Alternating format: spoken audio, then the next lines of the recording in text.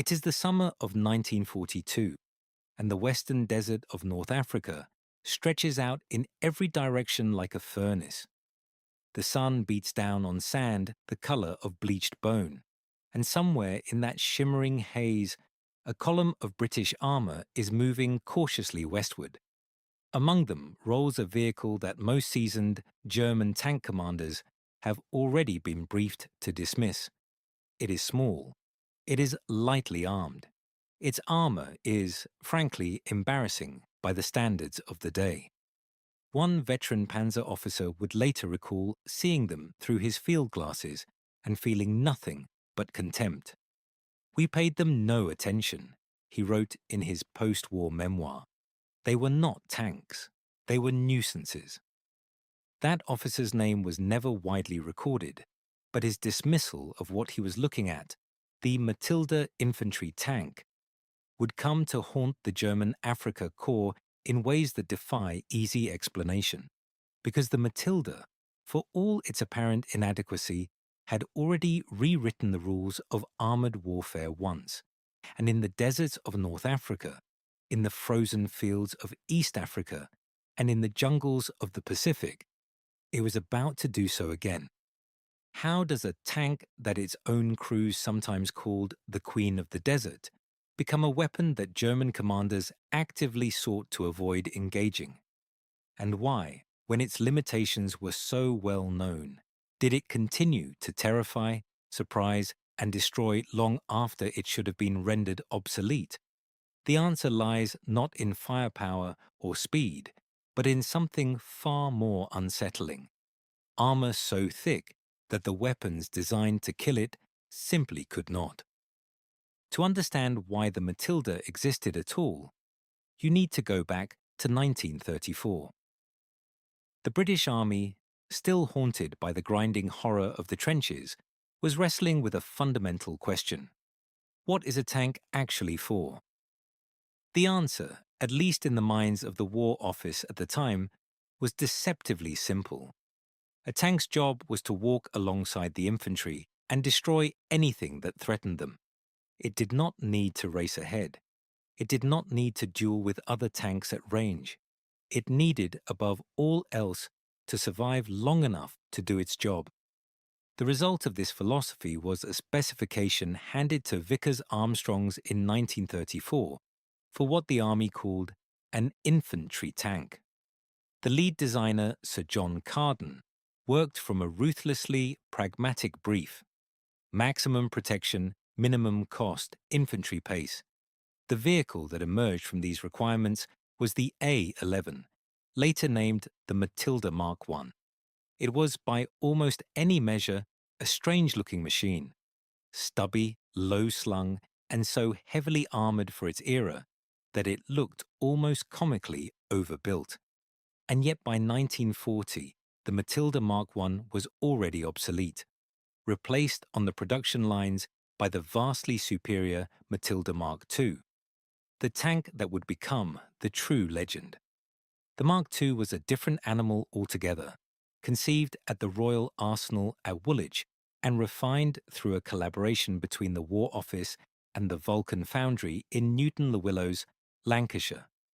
It was the Vulcan Foundry that would ultimately build the majority of the 2,987 Matilda IIs eventually produced, working around the clock in conditions that stretched British industrial capacity to its limit.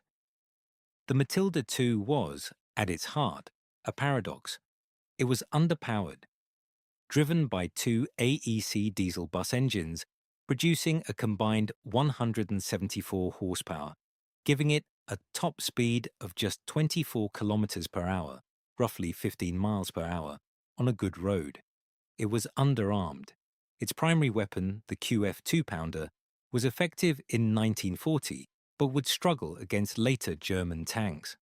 And it was expensive and difficult to manufacture, its complex cast armour requiring skilled foundry work that slowed production considerably.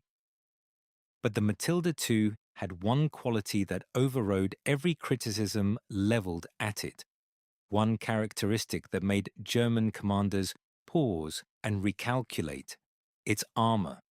The hull front was 78 millimeters thick.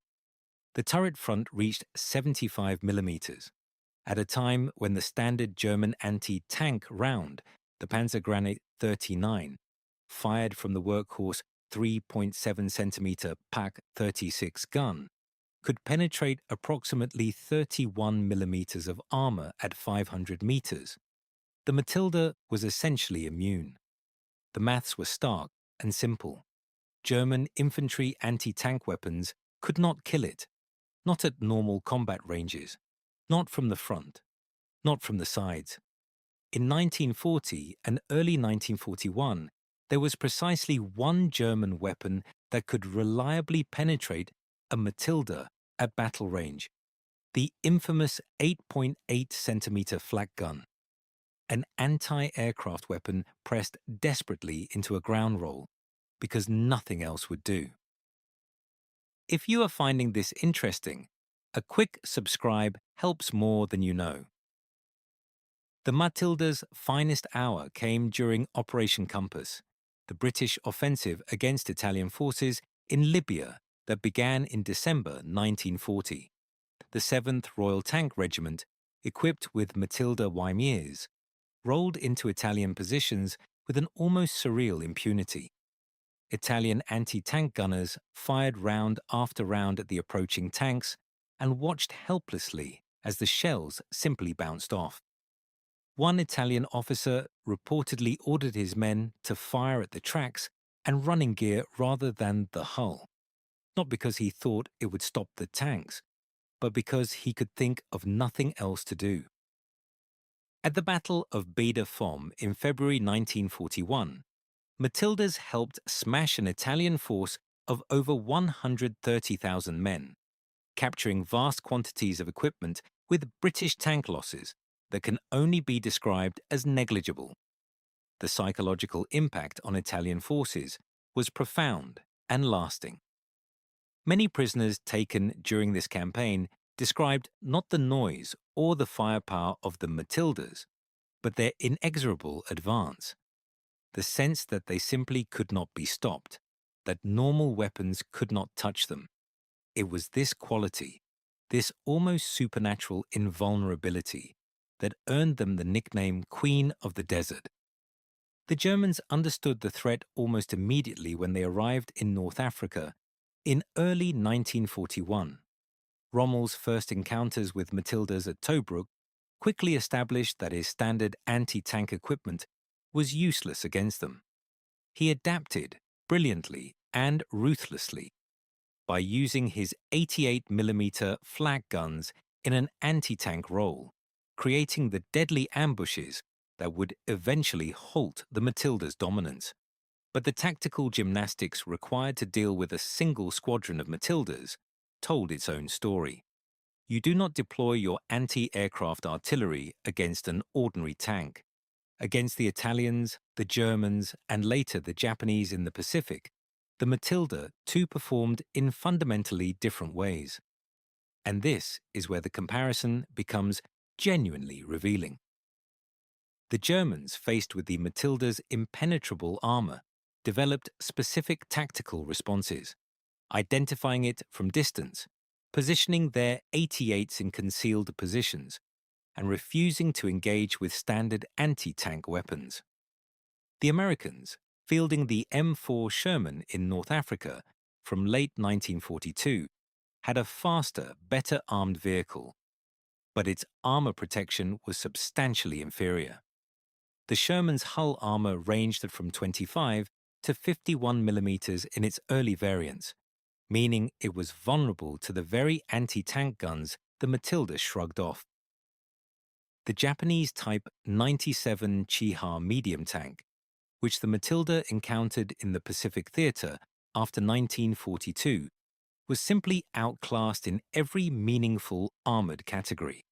Its main gun could not penetrate Matilda's armor at any practical combat range, while the Matilda's 2-pounder could deal with the Chiha at distances that left the Japanese crews no chance of effective retaliation. Accounts from New Guinea and the island campaigns describe Japanese soldiers attempting to disable Matildas by approaching on foot with explosive charges, not because they chose this method, but because their armoured vehicles could not do the job. The Soviet Union received 1,084 Matilda IIs through the Lend-Lease program, where they served on the Eastern Front primarily in 1941 and 1942. Soviet tank crews, accustomed to the punishment inflicted on their T-34s and earlier designs, reportedly regarded the Matilda's interior as almost luxurious, though they complained of its sluggish speed and found its performance in deep snow and mud considerably worse than Russian-designed vehicles. The Soviets eventually phased it out, but its contribution in the desperate defensive battles of 1941 deserves honest acknowledgement. What is the honest assessment of the Matilda's actual historical impact?